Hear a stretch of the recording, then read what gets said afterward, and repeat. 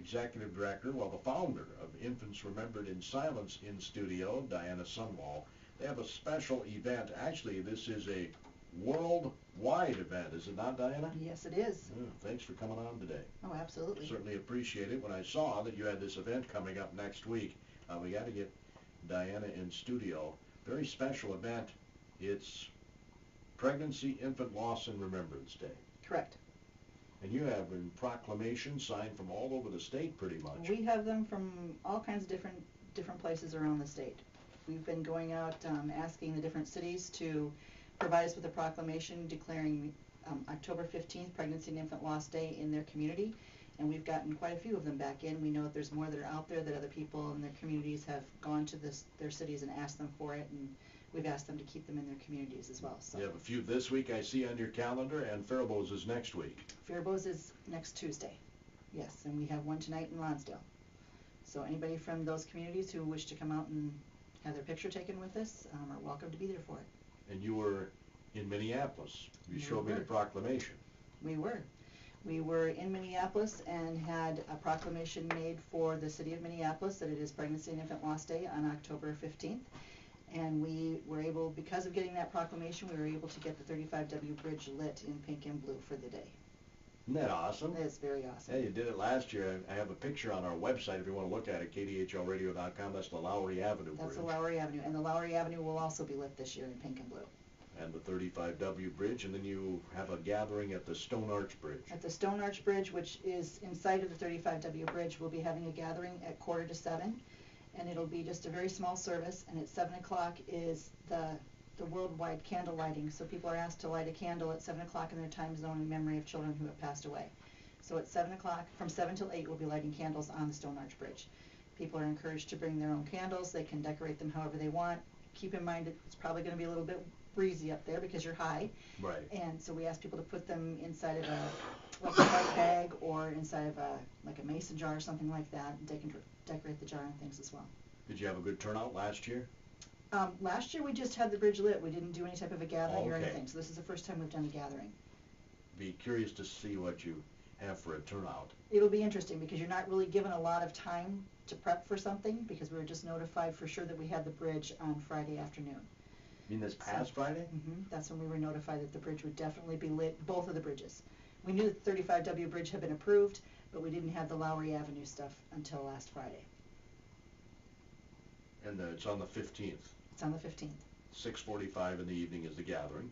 And I understand, looking at your website, you've arranged for transportation from Faribault up there too. Right. If people want to. If people want to come with us from Faribault, we are planning on going up there, and they need to RSVP by Monday so we know what size vehicles we need. Right. 5 o'clock Monday is the deadline to RSVP. Right. Kind of cool the carpool up there, I It will would think. be. It will be, and we're going to be leaving on the 15th at 5:15. So by the time we get up there and go through rush hour and get there and get everything set up ready to go for the service at 6:45, we'll be cutting it pretty close. Yeah, I was going to say you're going to be scrambling because dropping us off at the bottom of the Stone Arch Bridge. I went up to St. Joseph last night and it took me 2 hours and 20 minutes, and Don't normally it's tell me about 2 hours. So it was rough for the cities. Stop and go. Some of us might have to go construction. early with a different vehicle just to get everything up there, so we'll have to figure on that one. Yeah, Figure that one out. We'll talk more about those arrangements. Before I go to our break, though, Diana, you were telling me before we hit the airwaves this was really not as difficult as you thought it would be, getting this arranged. It wasn't difficult once I figured out the path in and how to make it happen. That took me almost a year. Once I figured it out, it was pretty simple to do, and people were very, very kind and very agreeable to do it. Yeah, but you were telling me, I assumed they had to go to MnDOT. That was not the route to go. MnDOT is not where you start. It is not where you start. There are certain qualifications that you have to meet, but you actually, to get the 35W bridge lit, you have to run through the city of Minneapolis. Okay. And once you have their blessing and their proclamation, then you can move forward from there. Isn't that interesting?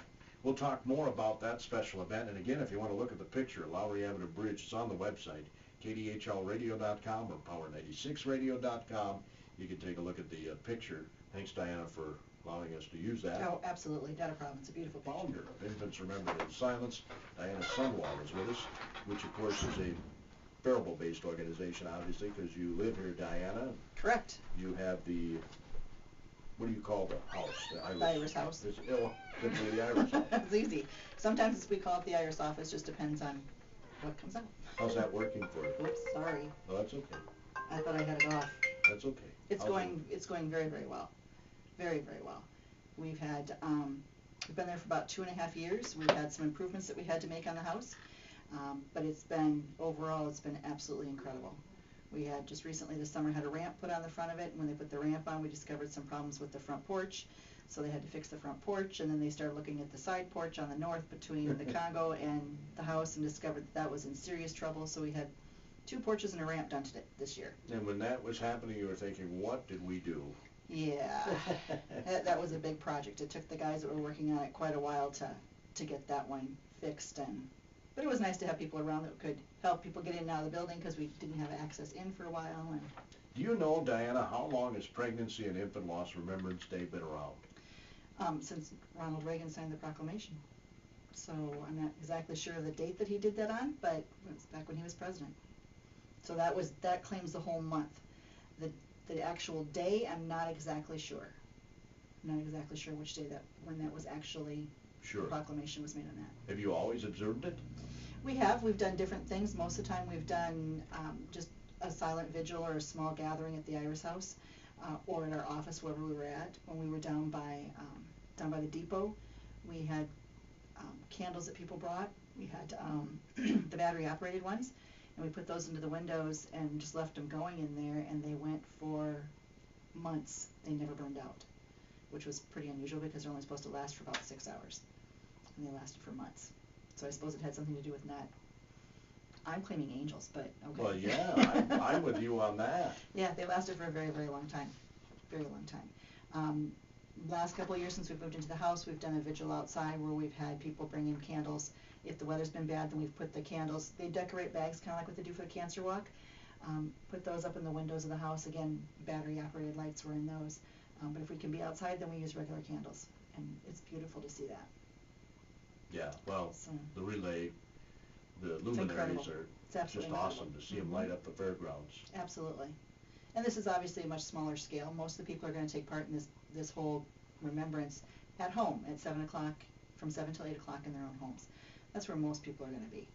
You're going to find quite a few people out this year, I think, with the bridge, but for the most part, people are at home. Or there may not be gatherings in their community. Who came up with the idea to light the bridges in the cities? Oh, it was me. You drove by one day and said, you know, we ought to do There this. was a thing on TV, and it was lit up for, I don't even remember what the day was. Right. And I just thought that would be really cool to be able to do, and I thought, well, just for fun, we'll see what happens. And so I did it last year, and it worked. So then I thought, well, if we can get the Lowry Avenue Bridge lit, how come I can't get the 35W Bridge lit? And then it kind of comes between you and the bridge, something you have to have done. So it took a while to figure out how to make it work, but once we did, it was very, very easy. Very easy. And the board from Iris has been very, very supportive of it, and it's a huge thing to be able to do that. And some of the requirements, you have to be a nonprofit organization in good standing with the state. I mean, that's one of the things that you have to have. And you have that, obviously. I have that. Mm-hmm. So that means that your taxes have to all be filed properly and all that kind of stuff. So there's a lot of things that need to go into it. So you got to send in a lot of paperwork, you're saying. Well, it was just a little bit, not tons. I've had to do more for grants, but yeah. So yeah. There's an art to that. There too, is. Some people are better at that than others. No question. Infants Remembered in Silence. I always assume that people know what your organization's about, and I should not do that. We may have some new listeners. So do you want to explain what Infants Remembered in Silence is? Infants Remembered in Silence, we go by the acronym IRIS. It's an organization that works with people who have children that pass away. So it's any gestational age in pregnancy. So it would be anything from miscarriages, ectopic pregnancies, molar pregnancies, anything like that. Stillbirth, neonatal death, birth defects, illness, accidents, SIDS, sudden unexplained death of a child. We've worked with families who have had a child that's been murdered. It's any type of infant or early childhood death. The youngest child I've held in my hand and actually been able to see was 6 gestational weeks, and the oldest one I've ever worked with was 14. So there's a big difference between a 6 gestational week child and a 14-year-old child. So we provide things such as creating keepsakes for the families. Normally what happens is an advocate will go into the hospital or the funeral home and talk to the parents, tell them what some of their options are. Parents a lot of times won't ask the care providers the same questions that they're going to ask us because we're parents who have already experienced the same thing, so they do things differently. If I ask a mom if they want to have their child blessed or have their clergy involved, they'll say yes, but 2 seconds before they may have told their nurse no. So they respond differently to us. What we end up having is the parents asking us a lot of questions. That's pretty much the first thing that we do. And then from there we start offering them options, things that they can do, things that they need to think about. So we can provide them, if it's a child who's born in the hospital and has passed away, we offer them clothing. So we have clothing that will fit a baby that's up to 10 gestational weeks, so it's about that big, just itty bitty. Then we also have blankets that match that. We have clothing that will go all the way up to a full-term baby. We can help them take pictures, we can help them bathe the baby, we can help them dress the baby. We take sculptures of their hands and feet, we take handprints and footprints. It really depends on what the families want, but that's some of the options that we provide them with. And sometimes, this is just an assumption on my part, they may not know what they want because they're in a shock, aren't they? Right. A lot of times they have no idea, so you have to kind of guide them. Yeah, absolutely. If somebody would have offered those things to me, I don't know what I would have said. Right. So what we do is we offer it to them, and then they can say no if they don't want to, but the clothing is still there. The bereavement packets that we have are available to them. That gives them information just on how to plan a funeral and what's normal grief, what's not normal grief, information for moms, information for dads and grandparents.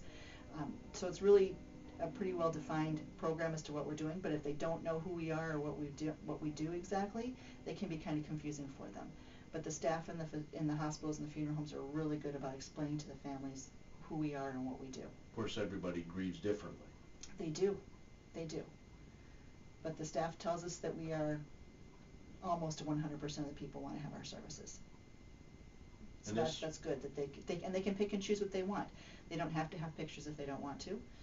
They can have us take pictures and we can hold them for them. So I mean, there's lots and lots of options that we have out there. This option was not available. That's why you started Infants Remembered in Silence. Right. I was treated wonderfully by the hospital staff here in town, absolutely incredible. But I had a lot I wish I would have, and that's something that we don't want parents to have. We don't want somebody to come back 10 years later and say, I wish I would have let you take a picture. I wish I would have let you take a lock of hair. I wish I would have had a handprint or a footprint. Those are things we really want to avoid that if we possibly can. Yeah, that would be pretty special, and obviously years and years ago it wasn't offered. I've related a few times the story of my mom who lost a sister, and she talked about it a lot. And it's really hard for people if they don't have those tangible keepsakes to prove that that child is real. And if other people don't see, hold, or touch, how do they know that that baby is real? It's kind of hard to grieve someone you never got to meet. So it's very really important. Tough. Yeah. Hard thing to go through. It is, and I think that having a program that's there, and you don't have to take part in it if you don't want to, but if you want to, it's there. If you want to pick bits and pieces of it, that's fine too.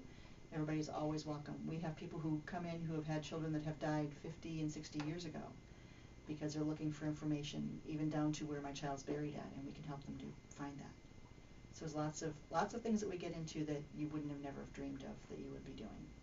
Pregnancy and Infant Loss Remembrance Day, October 15th, and they're lighting up the 35W Bridge and the Lowry Avenue Bridge in Minneapolis at 6:45. You're having your gathering service. Is it lit all night? It'll be lit all night. My understanding is it gets turned on at about 6 o'clock when it starts to get dark, so you can start to see the colors, and then it will stay lit till 6 in the morning. Baby pink and baby blue. Correct. For obvious reasons. People should be able to kind of figure out that there's something different with those colors. Something completely different. So, and when you see those colors, you pretty much think baby. Yeah. Yeah. And the gathering is at 6:45. 6:45 on the Stone Arch Bridge. It looks like it'll be a very brief service. Very brief. Very, very brief. We're not going to do... It's more about remembering your own child, and so if you get too much information in there, it becomes very difficult to hear, so we're going to keep it a very short, brief service, and then we'll let people observe in silence the remembrance hour itself. Been able to get the word out in the metro, because it is in the metro you're holding this. We're trying, so we would appreciate if people would log on to our Facebook page. There's an event page for it, and just grab it and post it on their page. That would be huge. That would be a huge help to make sure that people know about it and talk about it, so people know what's going on. We've had a lot of visits from people calling in, people checking out the website, our website and our Facebook pages. You were telling me some of the information isn't on our website properly, so I need to fix that when I get back to the office. Yeah. But getting that information out there so people know and have the opportunity to come. What I suspect is going to happen, and what they told me last year, was that the Lowry Avenue Bridge was very busy with a lot of traffic that they don't normally have. So I'm assuming that would be parents driving over it. We had a lot of people sending pictures in that were just incredible, driving underneath the bridge with it being lit up pink and blue, and it was beautiful. Absolutely beautiful. So I'm assuming we'll have a lot of traffic on those bridges that night. Yeah, it's got to be very special. There is information on the 15th. It's the 20th that you didn't have some information. Oh, okay. October 20th is Iris Common Burial Event. Correct. Special graveside service. It's the Iris Common Burial is a service that's held between Iris, District 1 Hospital, Bolt Funeral Home, and Maple Lawn Cemetery. And what we do is anybody who has a child that is miscarried, so that would be before the gestational age of 20 weeks at District 1 Hospital, has the opportunity to have their child buried in Maple Lawn Cemetery. So it's many babies at one time. And it's a nice service. We've been doing it since about 1987. Iris took over doing it, and we've been keeping track of all the records. And since we've taken over doing it, there's 709 babies approximately buried at that site, and we've had over 747 people attend the service. So more people attending the service than babies buried. So that tells you again that people want to be able to come to something like this. And it's basically a burial service, a committal service. All the different clergy in town takes part in it. This year Pastor Ashley at Our Saviors will be presiding over the fall service. It's done twice a year, so it's done, the next one will be done about Memorial Day. And then the fall one is always done in October. And Diana Sundwell is with us, Executive Director and founder of Infants Remembered in Silence. Faribault will be signing a proclamation for this Pregnancy and Infant Loss Remembrance Day next Tuesday. You invite everyone interested to come to the council meeting. Absolutely, come to the council meeting. We're going to be taking pictures at about, again, 6:45, and proclamation presentation is supposed to be at about 7 o'clock. And so anybody who wants to come is welcome to be there for it. And Lonsdale is tonight, you said? Lonsdale is tonight, same times, 6:45 and 7. So we've done quite a few of them. We've done Albert Lee. I'm going to kind of flip through them here. There's Albert Lee, there's Lee Center, there's, this one's hard to see the town on, Mankato, Medford, Owatonna was night before last, Waseca, and then of course we have the big one from Minneapolis. And Farrell will be joining that next week at their council meeting on Tuesday. Right. Annual Turkey Trot, of course, on Thanksgiving Day has become quite an event. Oh, it has. It really has. It's a huge event, and it's a lot of fun. A lot of work. It's the 7th annual already. It is. It is. It's unbelievable that it's already the 7th annual. Last year's was interesting because of all the cold and the snow. Race start time, it was 13 below. When I got there, it was 25 below. Wow. And people still ran it. We had about 800 people who actually still went out and ran. That's something. Unbelievable. We had probably had over 800 in the gyms just taking part in the social aspect of it, but it was a lot of fun. You've had every weather imaginable for this event. We have. We've had rain, sleet, snow, you name it, ice. The city's been great about keeping the trails and the street and everything cleared for us, and the police department's been wonderful about working with us, and the school district. It's been a lot of people coming together. It actually takes a lot of time to put the turkey trot together. We've already started on the 2016 turkey trot. Oh, I believe it. So yeah, it takes a lot of time. Because it has exploded. It has. It's a lot of fun, a lot of people, a lot of parents coming to remember their children, but it's also been a lot of people from the communities, not just Faribault, all around our area, our whole entire service area. Plus we have people who have come, we're claiming that they're coming just for the turkey trot. Even though it happens to be Thanksgiving, they probably came home to see Mom. But we have had people from all over the United States, every state. We've had them come from Sweden. We've had them from Australia. Wow. Last year we had some people who were in Guam who were participating. They were actually participating in Guam, and we sent their shirts to them there because they wanted to have shirts, so we sent them shirts. So. You know, that's a great idea. Carleton College does an hour of power swim in memory of a former swimmer, an athlete on their team who died of a cancer. Now I can't remember the name of the cancer that he died of. It's a rare form of cancer that attacks young people. Okay. And worldwide. Oh yeah, absolutely. People are participating, and with the advent of Facebook and all this, they take videos and they all upload them, and it's just awesome. That's exactly what we have. We have people who are taking pictures from all over the world who are participating in this event. It's kind of neat to see the different places where they're at. There's the ones for Guam were obviously on a military base, and so they sent pictures back, and it's pretty incredible to see the different things that people do and where they're at. And we've had people running in Pikes Peak, we've had pictures of them sent back from that. It's pretty fun to see where they're at, so it's neat to do that. So, and they're registering for the turkey trot, they're paying for it and everything too, and they're also sending us back the pictures, so it's pretty incredible to do that. It's a 5K walk or a 5K and 10K run. You have the gobble wobble and the tot trot. Correct. Hard to say. The kids are really fun to watch them participate too.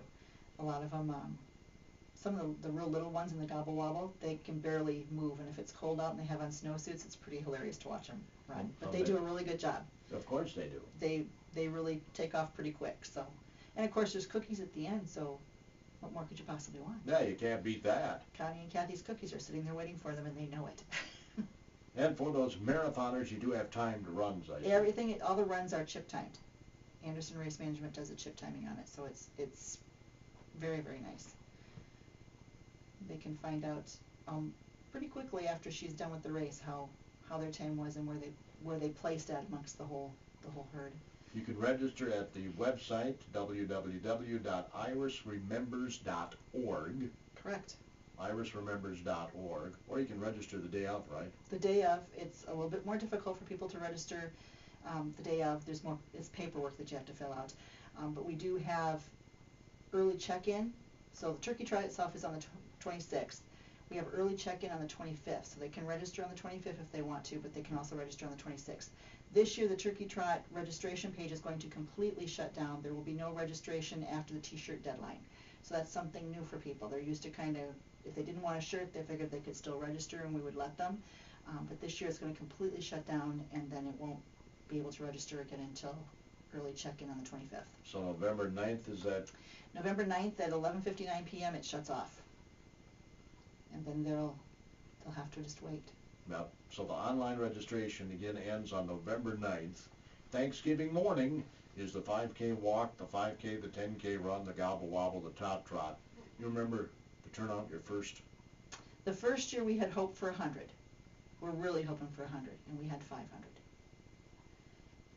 We weren't quite prepared for that. I'm sure.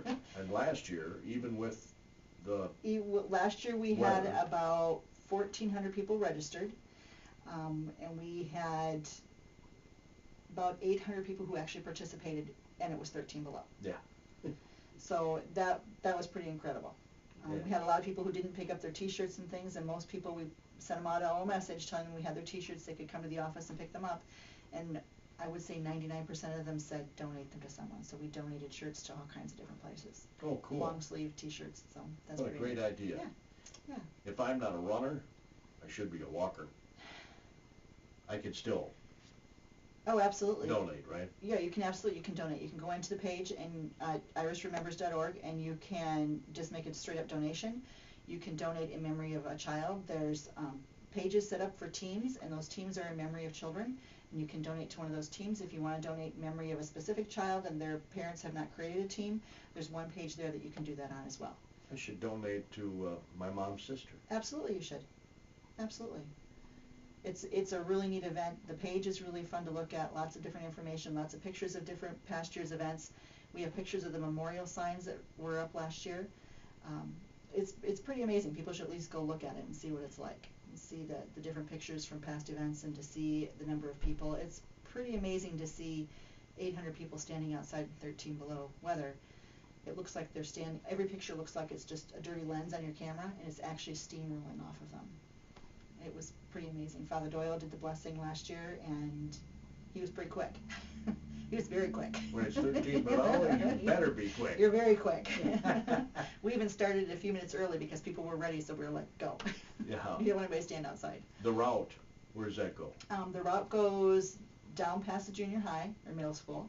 It goes out Baseline Road for one block, and then turns and goes back into the residential area there, and then comes down on Prairie Avenue, catches the trail, and then comes back out on the trail, and it kind of weaves through the residential areas again, then comes back out on 10th right there by Quick Trip, and comes back up to the middle school. That's the 5K. The 10K jumps onto the trail and goes out Glenview Trail and comes back in that way. Has it always been the same route? It's pretty much the same route, yeah. A few changes, just a little bit, not much. Right. For the most part, it's the same route, which is kind of nice because it's not real hilly, it's fairly flat. The first year we did the turkey trot, it was up at Shattuck, and it was down 14th and up Ravine. So the hills were kind of nasty for some people, and we forgot about the train coming through, and Oh, yeah. so the move to the middle school has been a lot better. Had to stop for the train. They did. Thank heavens they did stop for the train. The Boy Scouts were there and made them all stop. Again, the 7th Annual Infants Remembered in Silence Turkey Trot, 5K walk, 5K and 10K run, the gobble wobble, the top trot.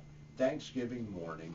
It's just become part of a lot of people's regular Thanksgiving day. Yes. We have a lot of people who also show up to cheer people on. We have music and stuff at the halfway point that my son does, and he talks about the neighbors coming out with their cowbells, and the Boy Scouts are at the halfway mark as well, and they talk about the noise from the neighbors coming out and cheering everybody on. So it's quite an impressive sight to see. If nothing else, you should come out and watch it. Again, the Pregnancy and Infant Loss Remembrance Day is October 15th. Correct. You have your brief service up on the Stone Arch Bridge near the 35W Bridge.